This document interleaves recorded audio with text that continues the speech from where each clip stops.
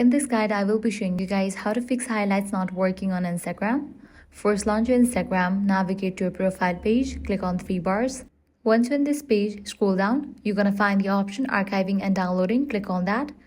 Make sure Save Story to Archive option is turned on. This setting is necessary for Instagram to save your stories so you can add them to your highlights later. Once that's done, go back to your profile. Now click on the plus icon given at the top left. Select the option Highlights. With this, you're gonna find your archive stories. Go ahead and select the stories that you wanna add to highlights.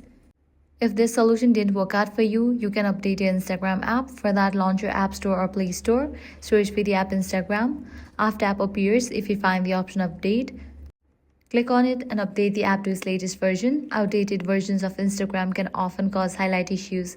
And that's it. If this guide helped you out, do not forget to like, share, and subscribe. Thanks for watching.